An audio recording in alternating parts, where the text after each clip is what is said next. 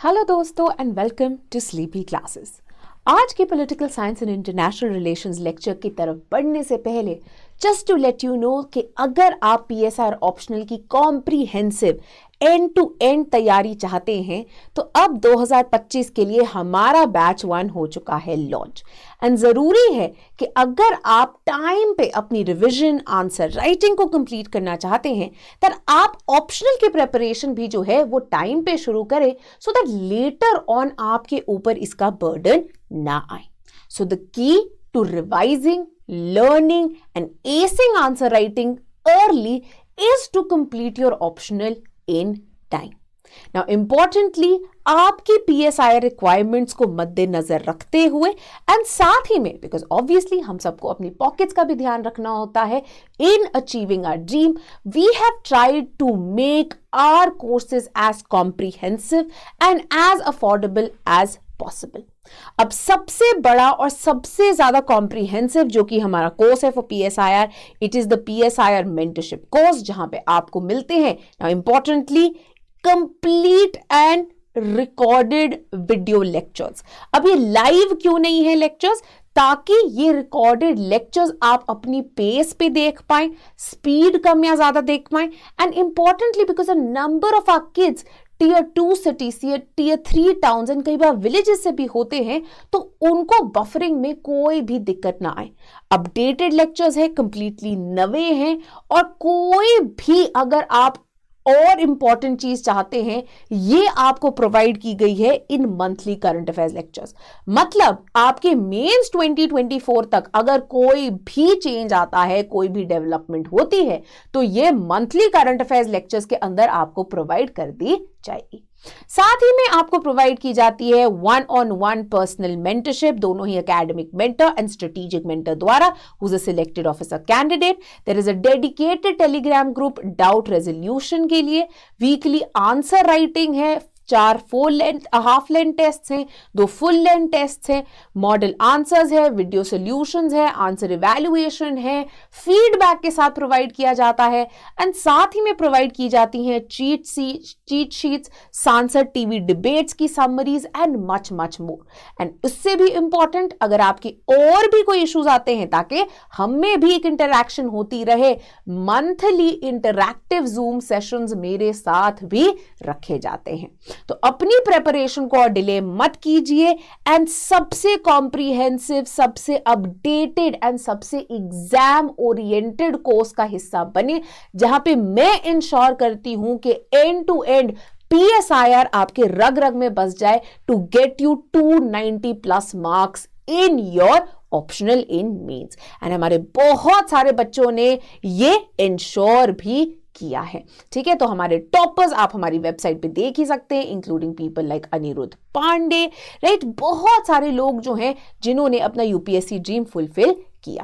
Now importantly जैसे कि मैंने बोला कॉम्प्रिहेंसिवनेस के साथ साथ बजट के ऊपर भी नजर रखना जरूरी है। तो एज पर योर बजट आप ज्वाइन कर सकते हैं हमारे किसी भी ऑफरिंग को, इंक्लूडिंग विदाउट इवैल्यूएशन जो कि सिर्फ 12,000 का है, with evaluation at 18,000 and then obviously the PSIR mentorship at 22,000।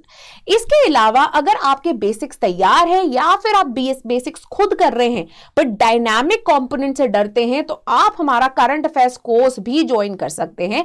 जनवरी 2022 से इनफैक्ट हम आपको लेक्चर्स दे देंगे, आप जनवरी 2023 से देखना शुरू कर सकते हैं एज पर योर कन्वीनियंस। यहां पे कंप्लीट इंटरलिंकेजेस, चीट शीट्स सब प्रोवाइड की जाएंगी टू इंश्योर कि आप PSIR के करंट अफेयर्स से ना घबराएं।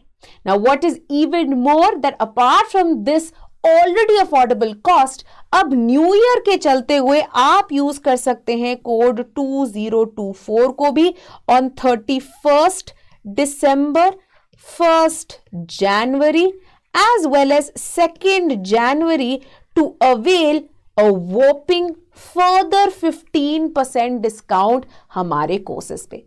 तो अब और टाइम वेस्ट मत कीजिए, यूज कीजिए इस डिस्काउंट कूपन को और अपने PSIR की तैयारी को शुरू कीजिए। अब बढ़ते हैं टुवर्ड्स टुडेज लेक्चर। अब one of the most important criticisms जो कि लेवल किया गया था against A.G. Frank and his theory of dependency and underdevelopment was the fact that it was extremely static. बहुत ही रुकी हुई थी, right? So the changes that continuously happened in the international political economy and global politics, it did not and could not account for them. One of the biggest examples was the rise of the newly industrialized countries or the tiger economies, right? The rise of China, the rise of India, right? ये emerging big booming economies जो हैं, जो कि erstwhile colonized countries थी, right? How do you chart for their growth? आप किस तरह से समझाते हैं, किस तरह से फिट इन करते हैं इनकी ग्रोथ ट्रैजेक्टरी एंड इनका जो अब स्टेटस हो गया है within this theory of under development जो कि आपने आगे रखी है, राइट? तो because of this reason, because of the fact के एजी फ्रैंक की थ्योरी इसको अकोमोडेट नहीं कर पाती थी, उसके ऊपर सिवियर क्वेश्चंस एंड लिमिटेशंस जो हैं वो पॉइंट आउट की जाने लग गई। एंड उन्हीं को थोड़ा सा रेक्टिफाई करने के लिए we come up with Immanuel Wallerstein and उनकी वर्ल्ड सिस्टम अप्रोच। अब वॉलेस्टीन जो है, ही लुक्स एट जितनी भी इंटरनेशनल पॉलिटिकल इकोनॉमी है एंड जितना भी पूरा अभी का फेज है, ही सेज कि ये साइक्लिकल है। He sees them with the rise and demise of a series of world systems, right? He says अभी एक world system चल रहा है which is informed by capitalism, right? इससे पहले भी एक world system था, उससे पहले भी एक world system था, and ये लंबी लंबी cycles चल रही हैं of different different world circles, ठीक है? तो ये चलती हैं, फिर ये कोलैप्स हो जाती हैं, एक नया वर्ल्ड सिस्टम आता है, एंड इसी तरह से जो है ये आगे चलता जा रहा है। ये कहते हैं तो कंटेम्प्रेरी वर्ल्ड सिस्टम है that we are witnessing around us today emerged at the turn of the 16th century. So with the advent of the 16th century, with the development of capitalism, with the development of industrialization, you had the advent of this modern world system जिसमें हम आज रह रहे हैं। And the biggest push factor जो कि इसके पीछे था was the development of capitalism. तो ये जो रेनेसां, एनलाइटनमेंट, साइंटिफिक रेवोल्यूशन, इन सब ने जो पुश दिया इंडस्ट्रियलाइजेशन और कैपिटलिज्म को, starting with the advent of से ट्रेड एंड मर्चेंट्स की पूरी एक जो वेरियस ट्रेड रूट्स बन गए थे वाया इटली, राइट? तब से ये जो शुरुआत हुई है, ये सिस्टम अब बस ग्रो ही करता जा रहा है। And on the basis of this he says इस वर्ल्ड सिस्टम के तीन मेन हिस्से हैं। तीन मेन हिस्से कौन से? There is the core, there is the semi periphery and there is the periphery, right? तो ये क्या करते हैं, ये जो एक वर्ल्ड सिस्टम है, राइट, जो कि वो बोलते हैं एक कैपिटलिज्म लेडन वर्ल्ड सिस्टम है, उसकी वो एक जियोग्राफिक डायमेंशंस भी बना देते हैं, राइट? अब एजी फ्रैंक में हमारी कितनी जियोग्राफिक डायमेंशंस थी? दो थी, right? You had the core and the periphery और the metropolitan and the satellite, दो में डिवीजन की गई थी। अब यहाँ पे वॉलेस्टीन ने क्या किया, उन्होंने इसको तीन में डिवाइड कर दिया, that is your core, semi-periphery and periphery. And very importantly, ये जो geographical division of the world economy उन्होंने किया था, he tried to incorporate some amount of dynamism इसके अंदर। तो एक जो पूरा static nature था इससे पहले ऑफ द डिपेंडेंसी थ्योरी, उसको रेक्टिफाई करने के लिए इन्होंने इन जियोग्राफिकल डायमेंशंस को डायनामिक जो है वो भी बना दिया, ठीक है? इंपॉर्टेंटली वो कहते हैं कि ये जो तीन जोन्स है, these are linked in an exploitative relationship, ठीक है? जो रिलेशनशिप है इनके बीच में, that is exploitative, that is oppressive, जहां पे एक ड्रेन ऑफ वेल्थ हो रहा है पेरिफेरी से कोर की तरफ, ठीक है? एंड इसी को दिखाने के लिए there is this slide diagram that we come up with. Now as he said, सबसे पहले very importantly are your core countries, right? This is what A G Frank की लैंग्वेज में वाज द मेट्रोपॉलिटन, ठीक है? एंड यहां पे you have your periphery which was your satellite. इन दोनों के बीच में एक बफर जोन की तरह एक्ट करता है आपका सेमी पेरिफेरी, ठीक है?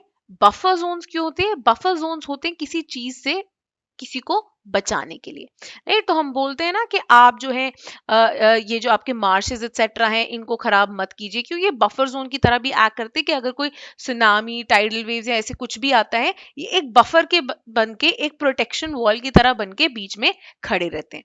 तो उसी तरह से एक सिस्टम की स्टेबिलिटी बढ़ाने के लिए, उसको प्रोटेक्ट करने के लिए इस वर्ल्ड सिस्टम को you have a buffer zone in the form of semi periphery, right? अब वो क्या कहते हैं? वो कहते हैं that core much like the metropolitan, is composed of the developed world, जिसको आज हम developed world मानते हैं. Mostly यहाँ पे एक liberal democratic government है जिसकी development यहाँ पे हो चुकी है because of the kind of industrialization and capitalism जो कि यहाँ पे witness हुआ. Politically यहाँ पे एक liberal democratic government की establishment है. ऑब्वियसली बिकॉज द कैपिटलिस्ट का मैसिव प्रॉफिट जो है, सारा वो कैपिटल जो है एक्सप्रोप्रिएट कर लेते हैं, सारा जो कैपिटल है वो सारा का सारा जो है इनके पास आ रहा है, जितना भी प्रॉफिट है. So because of that reason they are able to give high wages.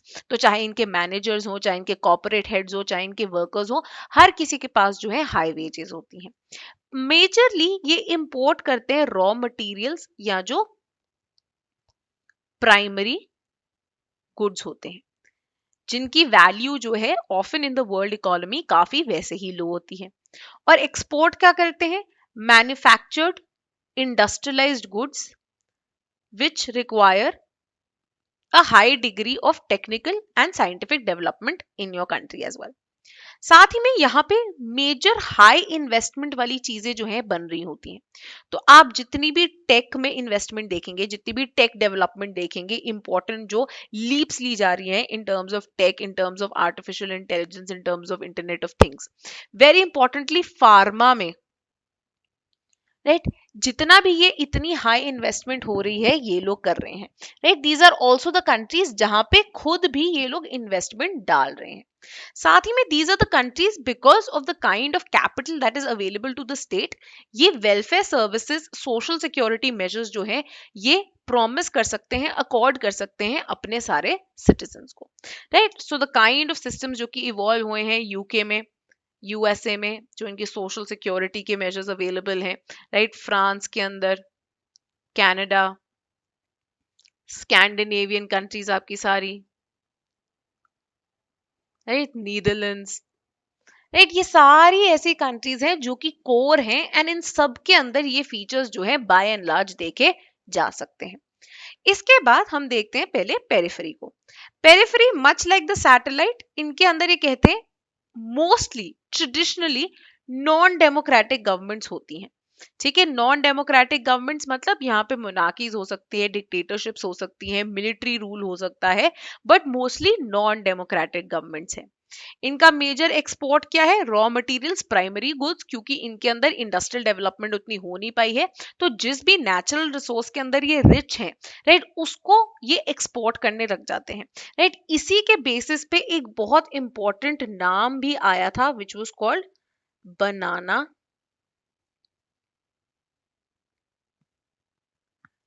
Republics. ठीक है, ये ब्रांड नहीं है, ये एक टर्म है बनाना रिपब्लिक, जो कि पॉलिटिकल साइंस में डेवलप किया गया था by this American writer called O Henry. ठीक है, और ओ हेनरी ने ये टर्म जो है कॉइन किया था फॉर हॉन्ड्यूरस. ठीक है, अब ये हॉन्ड्यूरस जो है सेंट्रल अमेरिका में जो है लोकेटेड है, गौतमाला जो है उसके पास में है ये.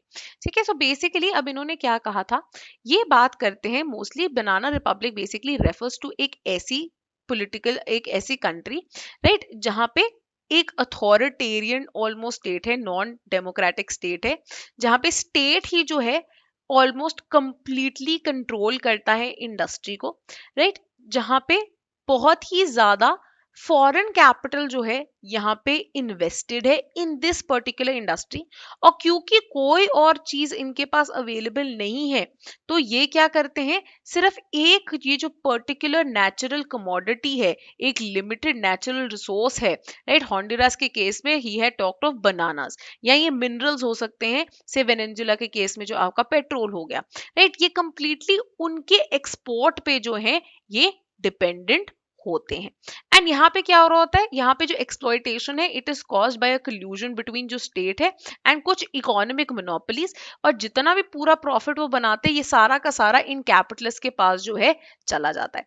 तो एक अनइवन डेवलपमेंट होती रहती है, राइट, जिसके कारण जो है ये जो बहुत ही एक अनस्टेबल इकोनॉमी होती है ऐसी कंट्रीज की, राइट. तो ये था इनका बनाना रिपब्लिक, राइट. तो इन्होंने इसी तरह से बताया था कि किस तरह से हॉन्डुरास के अंदर जो बनाना है राइट, ये बनाना को जो है ये इकलौता इनका सपोर्ट था, and that was also dominated by US corporation such as the United Fruit Company. And क्या होता है, ऐसे कंट्रीज के अंदर बहुत ही ज्यादा वाइड इनइक्वालिटी होती है, बहुत ही बेचारे गरीब वर्कर्स, एंड वहीं जो रूलिंग क्लास है, जो स्टेट है, जो कि नॉन डेमोक्रेटिक कंट्री को रूल कर रहा है, वो एक ये जो प्लूटोक्रेसी बन के आ गई है, दे आर वेरी रिच, उनके पास जो है बहुत ही ज्यादा पैसा होता है। राइट, तो ऐसा सा ही एक सीन जो है वॉलस्टीन की पेरिफेरी के अंदर भी आ जाता है, जहां पे वेलफेयर के पास बिलो सबसिस्टेंस वेजेस होती है, मतलब हार्डली ही कोई वेजेस है, एंड कोई वेलफेयर सर्विसेज जो है इनके पास अवेलेबल नहीं होती।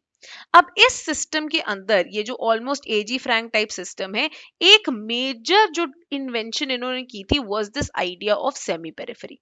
ये जो है इन दोनों के बीच का एक मिडिल ऑर्डर जो है बन जाता है। मोस्टली वॉलस्टीन कहते हैं यहाँ पे अथॉरिटेरियन टाइप ऑफ गवर्नमेंट्स होती हैं। राइट, सो फॉर एग्जांपल अगर हम बात करें चाइना की एक मेजर डेवलपमेंट पुश, चाइना तो अभी भी कहने को पीपल्स रिपब्लिक ऑफ चाइना है, but we know that it is completely under the control of communist party of China.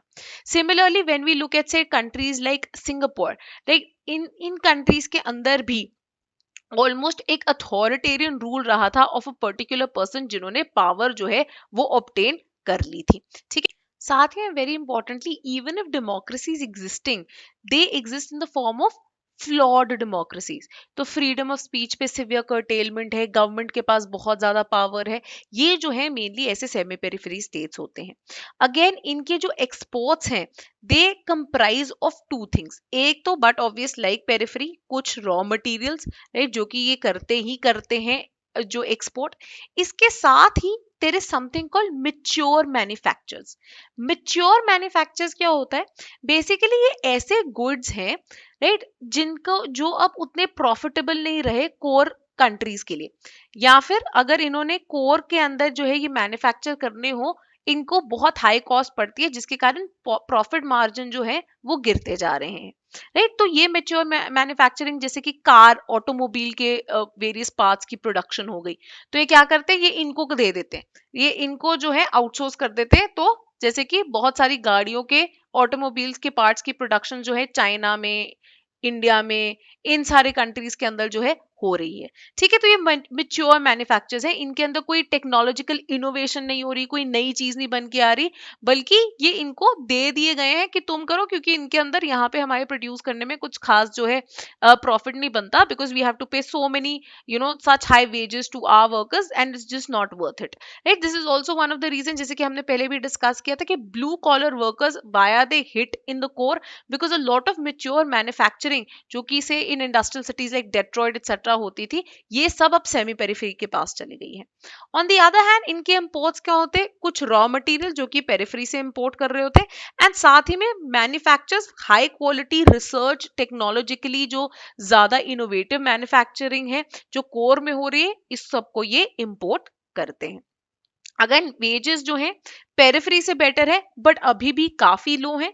Welfare services, कुछ लिमिटेड वेलफेयर सर्विसेज जो है प्रोवाइड की जा रही हैं, but nothing to match the core. ठीक है, तो ये तीन जो है कैटेगरीज के अंदर वॉलस्टीन ये डिवाइड कर देते हैं। ठीक है, वेरी इंपॉर्टेंटली जैसे कि बताया, सेमी पेरिफेरी के अंदर खुद का भी थोड़ा सा एक इंडिजिनियसली ओन्ड इंडस्ट्रियल बेस होता है। ठीक है, which is basically responsible for, जिसको हम बोल रहे हैं mature manufacturing, right? So your Tatas, your Birlas, your Danis, your Ambanis, ये हैं ये indigenously owned industrial base, right? Now very importantly, ये जो सेमी पेरिफेरी है, ये अब बफर की तरह कैसे एक्ट करता है। पहली चीज, एक तो ये सोर्स ऑफ लेबर प्रोवाइड करता है, किसको, कोर कंट्रीज को। कोर कंट्रीज को किस तरह से, कि अगर कोई ऐसी मैन्युफैक्चरिंग या सर्विस या कुछ है जहां पे लेबर की कॉस्ट जो है बहुत ज्यादा हाई होती जा रही है, तो क्या हो गया, प्रॉफिट डिमिनिश होते जाएंगे।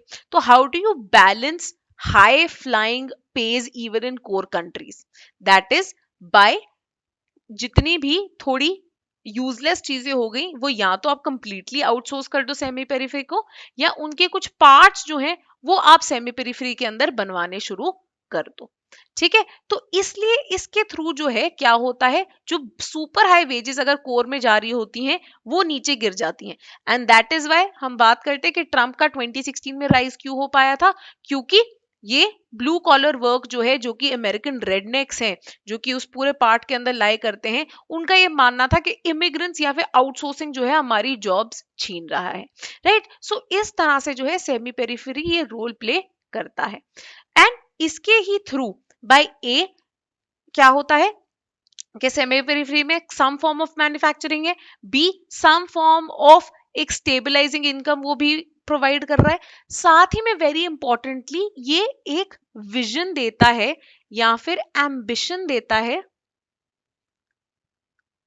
किसको, पेरिफेरी कंट्री को, है ना। क्यों, क्योंकि अगर जैसे एजी फ्रैंक ने बताया, एजी फ्रैंक का स्टैटिक था, कोई चेंज ही नहीं हो रहा था।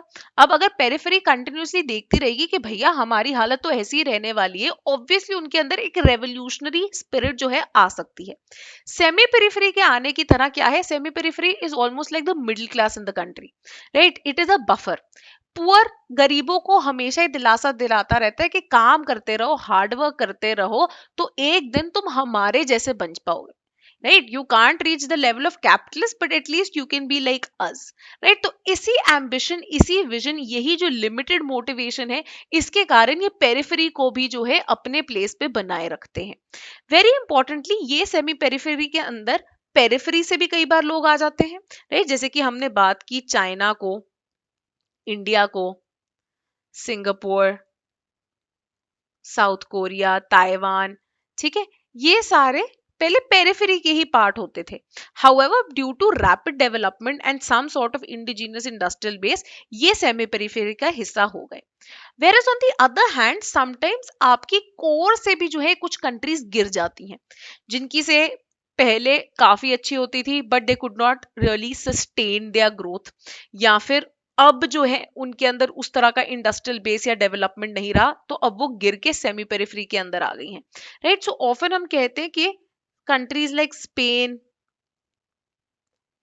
पोर्चुगल, ग्रीस, राइट, जो वो also hit very very badly by say the 2008 crisis, they may all be seen as a part of the semi periphery। ठीक है, तो इस तरह से ये जो पूरा स्ट्रक्चर है ये बना के रखा जा सकता है। वेरी इंपॉर्टेंटली जैसे कि हमने बात किया, वर्ल्ड सिस्टम क्या है, साइकिल्स में आता है, तो वॉलस्टीन के अकॉर्डिंगली भी ये साइकिल की शुरुआत होती है। तो जैसे 16th सेंचुरी के अंदर प्रेजेंट डे साइकिल की शुरुआत हुई, एक मिडिल आता है जो पीक होती है, राइट, पीक ये मोस्टली कहते हैं जब आपकी लड़ाइयां हो रही होती है ना, राइट, लड़ाई क्यों हो रही होती है, बिकॉज प्रॉफिट हो रहा है एंड अब प्रॉफिट के पीछे लड़ाई हो रही है। हाँ, तो मोस्टली कहते हैं ऐसा जो वॉरिंग पार्ट होता है ना, that is basically the summer of the cycle, that is when there is a lot of development happening and then eventually there is a decline, there is the end of the cycle that happens. तभी there has been multiple world systems and अब भी हमारा एक world system आया और अब भी ये वर्ल्ड सिस्टम खत्म हो जाएगा। तो वॉलस्टीन का क्या मानना था कि जरूरी है कि हम ये जो present day capitalist exploitative world system चल रहा है उसको खत्म करें एंड सोशलिज्म अडॉप्ट कर ले for a new more progressive world system, नहीं तो हम बारबैरिज्म की तरफ जो है चले जाएंगे, wherein it will be an all out war of everyone against everyone. एक और इनका बहुत इंपॉर्टेंट काम है by the name of geopolitics and geoculture, essays on the changing world system. इसके अंदर वॉलस्टीन जो है बात करते हैं of this idea of geoculture. Geoculture क्या है, जियो कल्चर बेसिकली वॉलस्टीन बोलते हैं कि ये जो वर्ल्ड सिस्टम जिसको मैंने जियोग्राफिकली डिवाइड कर दिया है, जहां पे डोमिनेंट है कोर, राइट, मैं बात कर रहा हूं ऐसे कल्चरल फ्रेमवर्क की जिसके अंदर ये वर्ल्ड सिस्टम ऑपरेट करता है। ठीक है, अब वेरी इंपॉर्टेंटली हमारा प्रेजेंट वर्ल्ड सिस्टम क्या है, कैपिटलिज्म से लेड है, राइट। इस कैपिटलिज्म की जो कोर कंट्रीज हैं, जो कि डोमिनेंट पावर्स हैं, ऑब्वियसली वो ही पावर्स जो हैं ये जियो कल्चर बनाएंगी, राइट। अब वॉलस्टीन कहते हैं कि prior to the French Revolution, right, in the first 3 centuries of the world system, 16th century onwards शुरू हो गया था हमारा, ठीक है, ये कहते हैं इससे पहले कोई जियो कल्चर एग्जिस्ट नहीं करता था. But French Revolution onwards, with the development of Enlightenment thought, with the development of scientific and industrial revolutions, अब जो है आपके जियो कल्चर्स में जो है मेजर डेवलपमेंट्स होने लग गई. ठीक है, एंड ये जियो कल्चर किस तरह से इस्टेब्लिश हुआ? फ्रेंच रेवोल्यूशन के अंदर जो एक टग ऑफ वॉर चली थी between conservatism, liberalism and socialism, इनकी इस टग ऑफ वॉर के बाद जो है एक जियो कल्चर इस्टेब्लिश हुआ. एंड जियो कल्चर किसके थ्रू इस्टेब्लिश हुआ? ये कहते हैं इवेंचुअली विन किसकी हुई? लिबरलिज्म जो है इसकी विन हुई, because this was what was supported in the core countries. And ये लिबरलिज्म जो है प्रिडोमिनेंट आइडियोलॉजी, प्रिडोमिनेंट कल्चर बन गया फॉर पूरा का पूरा आपकी जो आ रही आपकी सेंचुरीज हैं. Right, these are your liberal democratic values.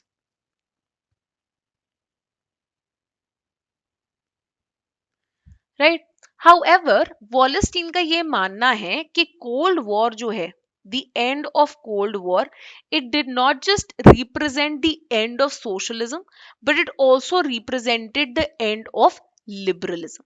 इनका ये मानना था कि कोल्ड वॉर के साथ ही इनफैक्ट अमेरिकन हेजेमनी जो है इसका अंत आना शुरू हो गया है. ठीक है, ये पैक्स अमेरिकाना जो है it is almost coming to an end with the rise of new challenges. तो अब ये जो हेजेमनी है इसको बना के रखना काफी ज्यादा डिफिकल्ट है. इनफैक्ट वॉलेस्टीन बोलते हैं now we have entered which is known as the new chaos as.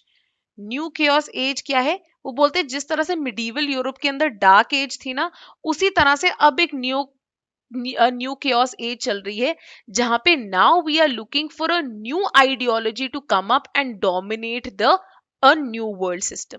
और ये बोलते हैं ये चलता जाएगा and hopefully till 2050 he says this chaotic age will continue and finally we will come to some form of conclusion जहां पे एक नया हेजेमन और एक नया जियो कल्चर जो है वो इस्टेब्लिश हो पाएगा. ठीक है, ये जो है वॉलेस्टीन का मानना था. अब वॉलेस्टीन की जो थ्योरी है इसको भी काफी ज्यादा क्रिटिसाइज किया गया है from both new liberal as well as conservative circles. अब अ लॉट ऑफ हिस्टोरियंस का ये मानना है कि ये जो थ्योरी है हिस्टोरिकली जो है ये गलत है. ठीक है, कि इनकी जो है द एडवेंट ऑफ कैपिटलिज्म, जिस तरह से डेवलपमेंट हुई, जो ये जियो कल्चर की बात करते हैं, ये हिस्टोरिकली बहुत ही ज्यादा गलत है. सेकेंडली एक और चीज जो कि बोली जाती है इज कि आपका जो एक बहुत ही प्रिडोमिनेंट एक वेरी इंपॉर्टेंट स्कॉलर आर्थर स्टिकॉम ये कहते हैं कि ये जो वॉलेस्टीन का काम है ऑन वर्ल्ड सिस्टम, इसमें कोई थ्योरेटिकल आर्ग्यूमेंट नहीं है एंड कोई आप एक फिक्स्ड मैकेनिज्म नहीं देख सकते. एक बहुत ही रैंडम फिलॉसफी इन्होंने आगे रख दी है जिसका कोई एम्पेरिकल प्रूफ नहीं है. साथ ही में कुछ क्रिटिक्स का ये भी कहना है कि वॉलेस्टीन कल्चरल डायमेंशन जो है in the modern world system उसको बहुत ही ज्यादा इग्नोर करते हैं, focusing on merely the economic processes. कि आप बोल रहे हो जियो कल्चर फ्रेंच रेवोल्यूशन से पहले इस्टेब्लिश ही नहीं हुआ था, ये कितनी गलत ही बात. साथ ही में इन टर्म्स ऑफ जियो कल्चर जो इन्होंने लिबरल आइडियोलॉजी की बात की है वो भी ये बोलते हैं इसको मियरली एज इकोनॉमिक इंटरेस्ट की आप आइडियोलॉजी मान रहे हो कि हाँ जी लिबरलिज्म के थ्रू ये वर्ल्ड सिस्टम चल पा रहा है. ऐसा भी हो सकता है कि हाँ आप इकोनॉमिक सिस्टम को बोल दीजिए कि ये गलत है, एक्सप्लॉयटेटिव है, but sometimes liberal democratic values can also be good in itself. Right, कि एक फ्री वर्ल्ड, एक ओपन वर्ल्ड को जो है ये पुश कर रही है. Right, so you can't just reduce them to being economic ideologies. ये लार्जर philosophical ideologies हैं which are important in their own right as well. साथ ही में criticism इन पे खुद ही के मार्क्स स्कूल की एक जो क्रिटिकल थ्योरिस्ट है जैसे कि रॉबर्ट कॉक्स, उनकी तरफ से भी आया है. इनफैक्ट ये कहते हैं और ये इनको जो है बहुत ज्यादा क्रिटिसाइज करते हैं कि आपने एजी फ्रैंक से ऊपर तो डेवलपमेंट कर ली, बट अभी भी जो है आपका ये जो स्टेट ओरिएंटेड नेचर है ये बहुत ही लिमिटेड आइडिया है ऑफ द इंटरनेशनल पॉलिटिक्स. कि आप कंप्लीटली सिर्फ नेशन स्टेट्स पे फोकस करते हो एज सोल एक्टर्स, एंड क्योंकि आप सिर्फ इन्हीं पे फोकस कर रहे हो इसके कारण जो वर्ल्ड में ग्लोबल पॉलिटिक्स में मेजर ट्रांसफॉर्मेशंस हो रही हैं आप इनको ढंग से एक्सप्लेन ही नहीं कर पाते. ठीक है, तो ये जो है इनके ऊपर मेजर क्रिटिसिज्म्स आए थे.